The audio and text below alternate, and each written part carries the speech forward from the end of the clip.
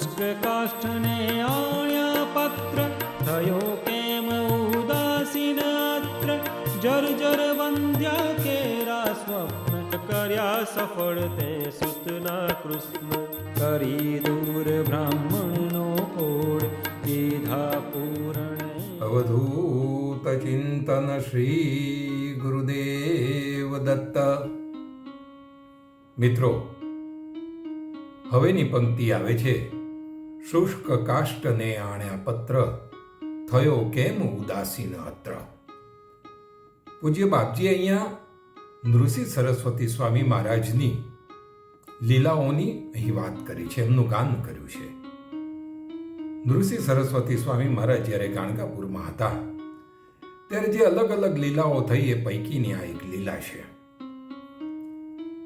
મહારાજ શ્રી ગાણગાપુરમાં હતા ત્યારે નરહરિ નામનો એક બ્રાહ્મણ ત્યાં એમના દર્શન કરવા માટે આવ્યો.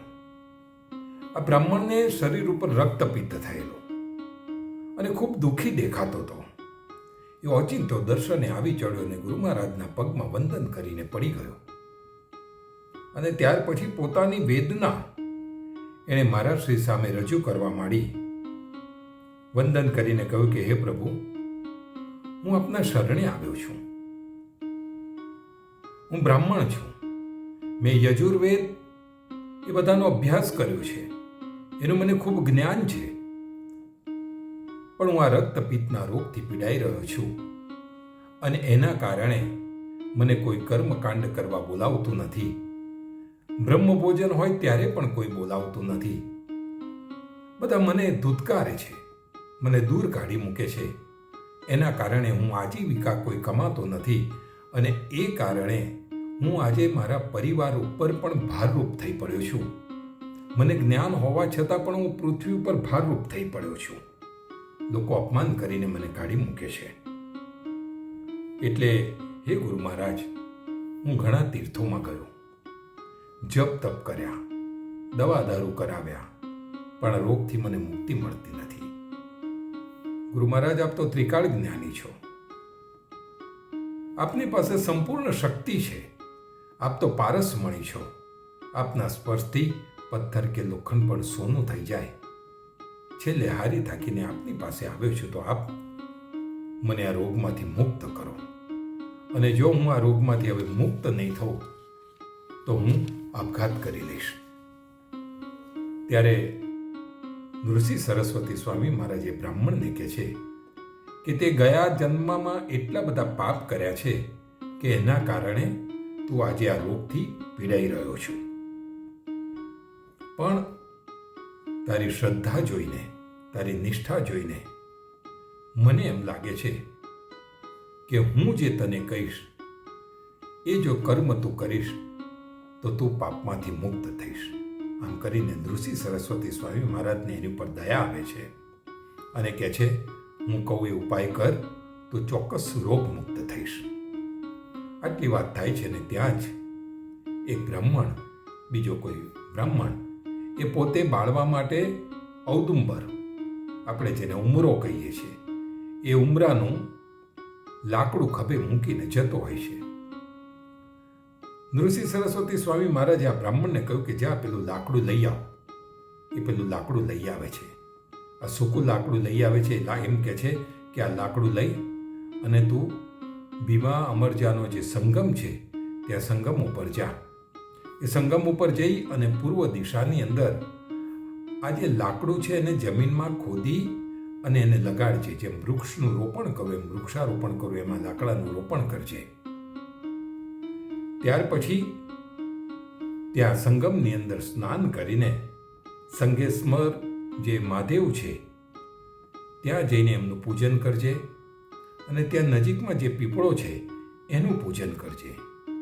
ફરી પાછો તું સંગમમાં જઈને સ્નાન કરજે અને ત્યાં જઈ અને 2 લોટા જળ લઈ અને આ જે લાકડું છે, સૂકું લાકડું, એ લાકડાને તું જળ આપજે. એમ કહીને એને મોકલે છે અને કહે છે કે આ ત્રિકાળ સંધ્યા જે કરું એમ 3 વખત, દિવસમાં 3 વખત તું આ પ્રવૃત્તિ કરજે, પણ ખૂબ જ શ્રદ્ધા અને નિષ્ઠાથી કરજે. એ બ્રાહ્મણ તો ખુશ થતો થતો ગયો છે અને ત્યાં જઈ અને ગુરુ મહારાજે જે કહ્યું હતું એ રીતે દિવસમાં 3 વખત એ સૂકા લાકડાને એ જળ ચડાવે છે અને સતત ગુરુનું સત્સંગ મનન કર્યા કરે છે, ચિંતન કર્યા કરે છે. એમ કરતાં કરતાં 7 દિવસ વીતી જાય છે, એકાદ અઠવાડિયું જતું રહે છે. સંગમ ઉપર જે ગામના લોકો સ્નાન કરવા જાય છે એ બધા જુએ છે કે આ બ્રાહ્મણ રોજ જળ ચડાવે છે, પણ એ લાકડાને તો કોઈ પાના ફૂટ્યા નથી, પર્ણ ફૂટ્યા નથી. એટલે બ્રાહ્મણને બધા કહે છે કે તું શું આ ગાડાની માફક આની ઉપર લાગી રહ્યો છો? ગુરુ મહારાજે તો તારી મશ્કરી કરી છે. જો ગુરુ મહારાજને તારો રોગ દૂર કરવો હોત તો ગુરુ મહારાજની એક દ્રષ્ટિ તારી ઉપર પડી હોત અને દ્રષ્ટિથી પણ તારો રોગ દૂર થઈ ગયો હોત. એટલે તું તારા દેહને શા માટે આવી રીતે ઘસી રહ્યો છે? એના કરતાં બધું છોડી દે અને ગુરુ મહારાજે તારી મશ્કરી કરી છે એટલે તું મૂકીને જતો રહે. ત્યારે એ કહે છે કે ના, મને ગુરુ મહારાજના વચન ઉપર ખૂબ જ શ્રદ્ધા છે. મને ખબર છે કે ગુરુ મહારાજ જે બોલે એ સત્ય થાય અને ગુરુ મહારાજના કયા પ્રમાણે હું કરીશ તેનું પરિણામ ચોક્કસ જ આવશે. એટલે હું કોઈ પણ સંજોગોમાં મારું આ કર્મ છોડવાનો નથી. મારું મૃત્યુ થઈ જાય તો પણ મને વાંધો નથી. એમ કહી અને એનું કર્મ ચાલુ રાખે છે. ત્યારે જે પેલા સ્નાન કરવા આવેલા હોય છે બ્રાહ્મણો અને બીજા બધા ત્યાંથી સ્નાન કરી અને ગુરુ મહારાજ પાસે જ્યારે ગાણગાપુરમાં આવે છે ત્યારે મઠમાં બેસે છે. ત્યારે ગુરુ મહારાજને કહે છે કે ગુરુ મહારાજ, તમે પેલા બ્રાહ્મણને જે કહ્યું છે તે બ્રાહ્મણ તો 7 દિવસથી ઉપવાસ કરે છે, અન્નનો એક દાણો પણ નથી લીધો અને રોજ જ જળ આપે છે. અને કંઈ આવા સૂકા લાકડાને ગુરુ મહારાજ આવી રીતે કંઈ એને પાંદડા થોડા ફૂટતા હશે? ગુરુ મહારાજ એ તો એમ કહે છે કે મારા માટે ગુરુ મહારાજનું જે વચન છે એ સત્ય છે અને જો ગુરુ મહારાજનું વચન જે આપેલું છે એ ખોટું નીકળશે તો એમાં મારે કંઈ ખોવાનું નથી. એ વચનની લાજ જશે. ગુરુ મહારાજની જે ઇજ્જત છે એની ઉપર ધબ્બો લાગશે. લોકોની શ્રદ્ધા ગુરુ મહારાજ ઉપર ઓછી થશે. એટલે મારે તો કંઈ ખોવાનું નથી. એમ કરીને એ જળ આપ્યા કરે છે. ત્યારે ગુરુ મહારાજ એમ કહે છે કે જેની જેવી શ્રદ્ધા એવું એનું ફળ. એ બ્રાહ્મણની નિષ્ઠાથી હું ખૂબ ખુશ થયો છું.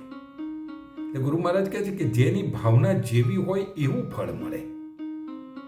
અને ત્યાં પછી નિત્યક્રમ પરવારી અને ગુરુ મહારાજ આ ભક્તોની સાથે ત્યાં સંગમ ઉપર જાય છે. સંગમ ઉપર જાય છે એટલે પેલો બ્રાહ્મણ તરત દોડતો આવીને ગુરુ મહારાજના ચરણોમાં પડે છે. ગુરુ મહારાજ આ જોઈ અને એની નિષ્ઠાથી ખુશ થઈને પોતાના કમંડળની અંદર જે જળ છે જળ લઈ અને જ્યાં આ શુષ્ક કાષ્ઠ સુકાયેલા લાકડાને જ્યાં છાંટે છે ત્યાં એની અંદર પર્ણ ફૂટે છે. અને જેવા પર્ણ ફૂટે છે અને ગુરુ મહારાજની દિવ્ય દ્રષ્ટિ એ જે પેલા રોગી ઉપર પડે છે ત્યાં જ એ રોગીના રક્તપિત્તનો રોગ જતો રહે છે, મુક્ત થાય છે અને એની કાયા સોના જેવી સુંદર થઈ જાય છે. ગુરુ મહારાજ એને કહે છે કે તારું બધું જ જે પાપ છે હવે ધોવાઈ ગયું છે, હવે તું શુદ્ધ થઈ ગયો છું. ત્યારે બ્રાહ્મણ ગુરુ મહારાજના પગમાં પડી જાય છે અને ગુરુ મહારાજને વંદન કરીને સ્તુતિ કરે છે. અને ત્યાં પેલી સ્તુતિ ગવાય છે, ઇન્દુ કોટી તેજ કિરણ સિંધુ ભક્ત વત્સલમ નંદના ત્રિસૂન દત્ત ઇન્દ રાક્ષસી ગુરુમ ગંધ માલ્ય અક્ષદાતિ વૃદ્ધ દેવ વંદિતમ વંદયામિ નારસિંહ સરસ્વતી સપાહી મામ. હે નૃષિ સરસ્વતી સ્વામી મહારાજ, હું આપને વંદન કરું છું. ત્યારે ગુરુ મહારાજ એને ત્યાંથી લઈ અને વળી પાછા ગાણગાપુરમાં મઠ ઉપર આવે છે. લોકો આ જોઈને ખુશ થઈ જાય છે. ગુરુ મહારાજની આરતી કરે છે, એમનું સ્વાગત કરે છે, પૂજન અર્ચન કરે છે. ગુરુ મહારાજ આ બ્રાહ્મણને પોતાની પાસે બેસાડે છે અને એને યોગ વિશેનું જ્ઞાન આપે છે અને એમ કહે છે કે આજથી તારું નામ યોગેશ્વર છે. હવે તું શુદ્ધ થઈ ગયો છું, પાપમાંથી મુક્ત થઈ ગયો છું, એટલે તું તારે ગામ જા. તારે ગામ જઈ અને તારા પરિવારને અહીં લઈ આવ અને અહીં મારા સાનિધ્યમાં જ તું રહેજે. તારો પરિવાર ખૂબ સુખી થશે.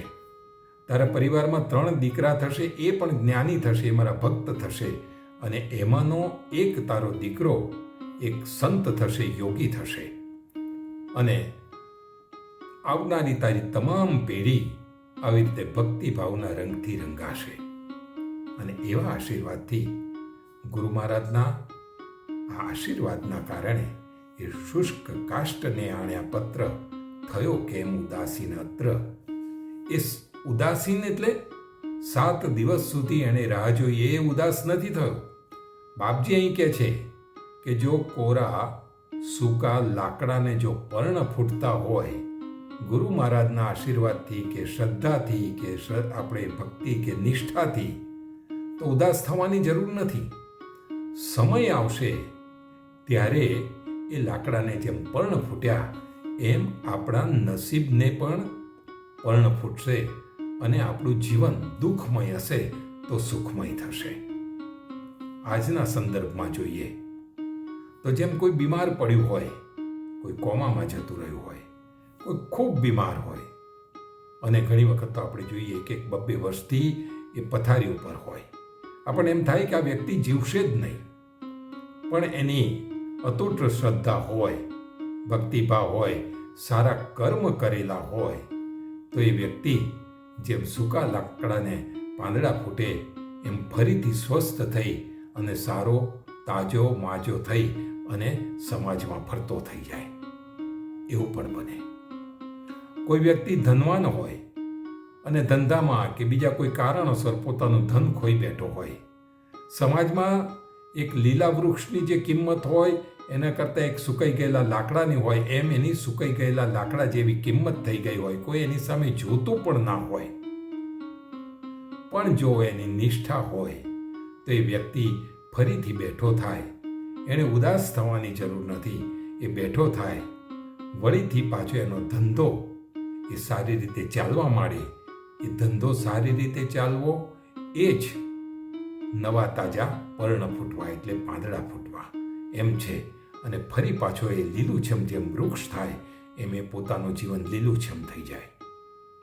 કોઈ વ્યક્તિ કે યુવાન ભણવામાં નાપાસ થતો હોય, પણ ગુરુ મહારાજના આશીર્વાદ હોય અને પુષ્કળ મહેનત કરે ને જો એની નિષ્ઠા હોય તો એ સારી રીતે પાસ થઈ આગળ વધે.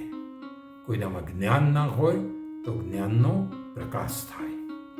આપણા જીવન માટે અંધકાર વ્યાપી ગયો હોય તો એની અંદર એક જ્યોત પ્રગટે અને આપણને સારો રસ્તો મળી જાય. એ આ શુષ્ક કાષ્ટને આણ્યા પત્ર થયો કેમ ઉદાસીન અત્ર. બાપજી એમ કહે છે કે ઉદાસ થવાની જરૂર નથી, પણ માત્ર ઉદાસ નહીં થઈને બેસી રહેવાનું નથી. બાપજી એમ કહે છે કે પ્રયત્ન કરો, શ્રદ્ધા રાખો, નિષ્ઠાપૂર્વક કર્મ કરો તો ચોક્કસ પરિણામ મળશે. આજે આટલી વાત. ફરી મળીશું ત્યારે આગળની પંક્તિમાં પ્રવેશ કરીશું. આપ સર્વેને મારા ગુરુદેવ દત્ત, ગુરુદેવ દત્ત, ગુરુદેવ દત્ત. નર્મદે હર. મિત્રો, ભગવાન દત્તાત્રેય અને એમના અંશ અવતાર એવા સંતો યોગીઓની લીલાઓ રજૂ કરતી આ ચેનલને આપ લાઈક કરો, શેર કરો અને સબસ્ક્રાઈબ કરો. વધુમાં વધુ ભક્તો સુધી આપણી આ વાત પહોંચે એ માટે આપ બધાને જાગૃત કરો. બધાને મારા ગુરુદેવ દત્ત. વેદ શ્વાસ તારા નિર્ધાર થાકે વર્ણવતા જ્યાં શેષ કોણ રાખું બહુકૃત વેશ અનુભવ તૃપ્તિનો ઉદ્ગાર સુણી હશે તે ખાશે માર તપસી તત્વમસી દેવ બોલો જય જય શ્રી ગુરુ